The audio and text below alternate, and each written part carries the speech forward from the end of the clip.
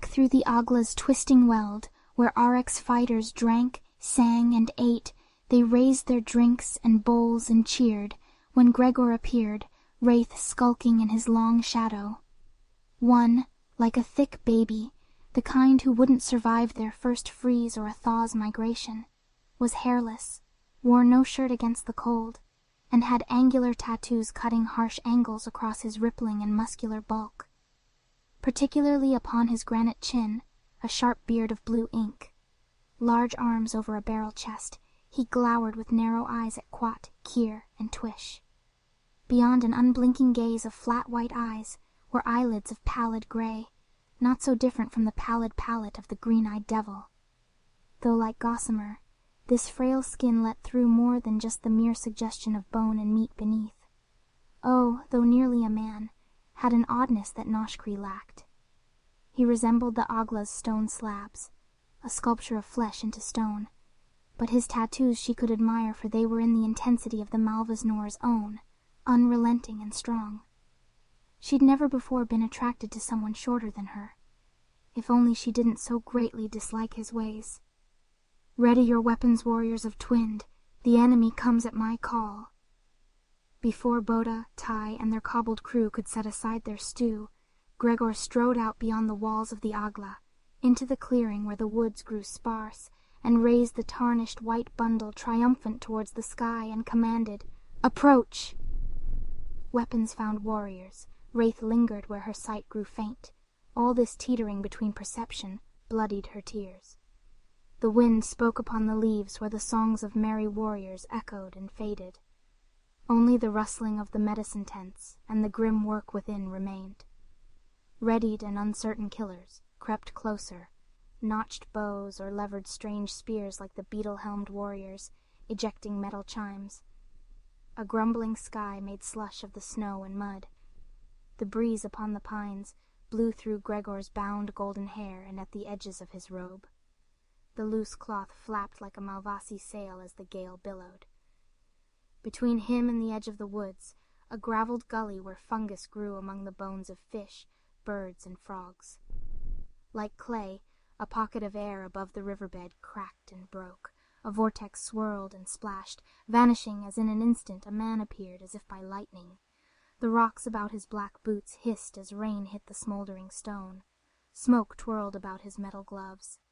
Absent eyes set in a pale face framed by sopping wet black hair flickered with awareness. Reyth's arrows glinted in the gray light as moss rock arrowheads aligned with the servile's rising stoicism as it beat back confusion. Young as she, with certainly more blood on his fizzling hands, she'd have shot him if Gregor didn't step in her way to throw the servile to the mud before he'd gathered his bearings. He started shouting with a snot-licked tongue. Cries for help, no doubt. Boda, Tai, and several others fanned into either side of Reyth's periphery, halting when Gregor spoke to the servile in his own dark language, breaking his fingers with 10 distinct cracks. The Dark One's words melted into wails. "Noshkree, one of you drunks make yourself useful and bring me the Elesh, the lizard, Noshkree, and quick." Tai ran for the ruin. Words of wonder stayed further violence from those around Reyth. "How?" Reyth asked, and it was Boda who answered her. "This is the Eshi's power. I saw him use it before." Reyth couldn't keep her strength in her bowstring and had to give. "I dunno understand." For a frog who didn't jump, Noshkree came quick, past Boda with Tai, his clawed hands flexed as he joined the confusion. "Here, Noshkree, here." Swinging his knee around, Gregor pinned the Magister and jerked down his hood, exposing a bejeweled amulet choking the Dark One with 8 legs of interlocked moss rock carved in the most beautiful fashion.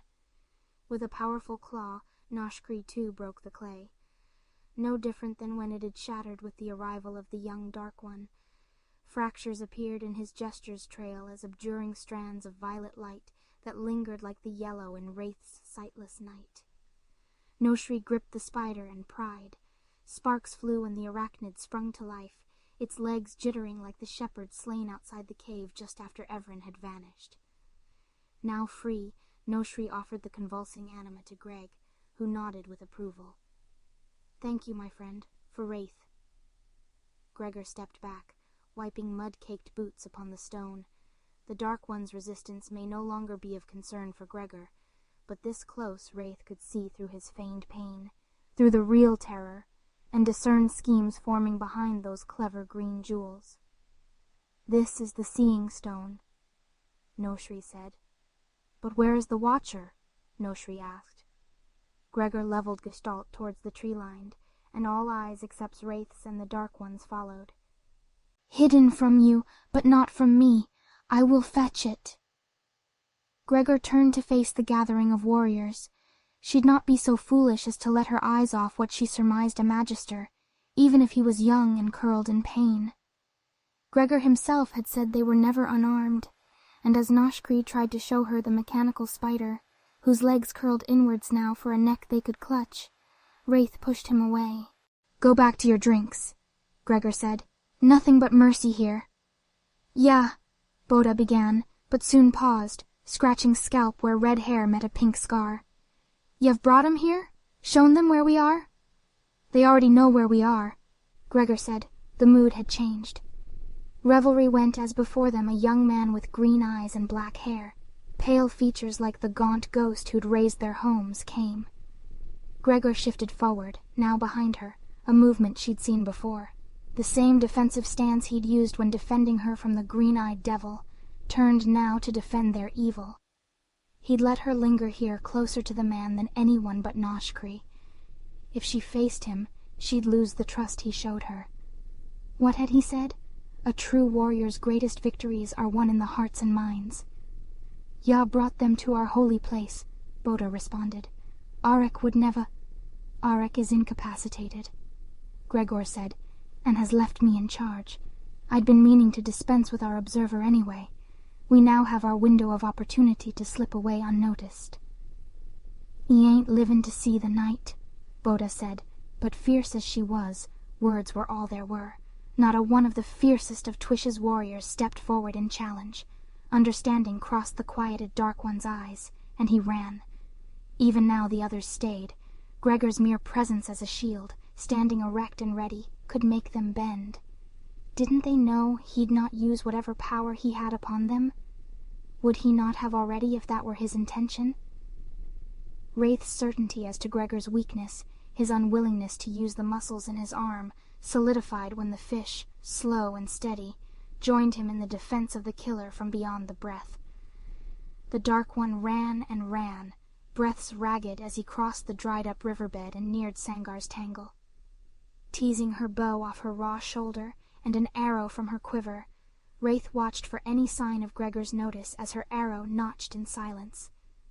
Boda and her gawk and grin gave her up. Gregor turned. The arrow leapt across the clearing. The magister fell before the tree-line, a limp body strewn across pines, rustled by a breeze. Confusion coalesced into certainty, and the warriors howled like wolves to a darkening sky. Boda cheered the name the fish had given her. "Peacemaker! Peacemaker! Peacemaker!" The others joined in. The fish gave her a weary look, and clutched his stomach like he were sick. Gregor watched her, as she'd watched the man who'd just become a corpse, with pity. She'd not be picked at by his judgment, nor distrust ever again. He'd called the man for her, so she took the spider from Noshri's inspection and held it to her own neck. "You came here to lead us, then?" Reyth asked, but Gregor's new caution remained, affixed to his silent stare. "Fine, but no, you do not control us." Ol gave Gregor a hard punch against the elbow, from which he cursed and flinched. She could hear the bone-pound meat. "Look there, Greg! Foxy's a superstar!" O shouted, pumping both powerful arms skywards. "No mercy for the fairy fascists!" Reyth listened, but set her sight on the sky. The drizzle bit her dry eyes and splatted upon her cheeks. Her breaths hurried, but her heart beat easy. She worried it'd be hard to hurt her uncle or anyone like that. But anger had filled the waterskin of her heart for so long, making it plump and heavy, that to have it punctured so the pressure could relieve itself was wonder, like floating weightless down Turnus. A tempting, almost all-encompassing relief, but a dangerous temptation it was. for while Turnus could soothe the angriest of spirits, it made one complacent for when she roared. And among the dangerous predators of Turnus, one could do few things so foolish as to think they were the biggest fish in those frothing currents. Already she regretted her boldness. She'd need the knowledge Gregor had, and she needed sight beyond his. Looking down, she came upon a black-haired boy, dressed in black robes, dead in the mud and snow, the red fronded forevergreens silent in their regard of her. Kill her, they said. Could she do this again and again? If she were to kill the green-eyed devil and all who walked with him, she'd need to evolve. But regret she knew, and this did not taste so. Reyth sought the attention of the wide-eyed frog, rummaging through the Dark One's pack, by kicking the tip of his tail. "You, fix me up, and you can have that axe of mine. It's purer moss than you'll find easy, nah?"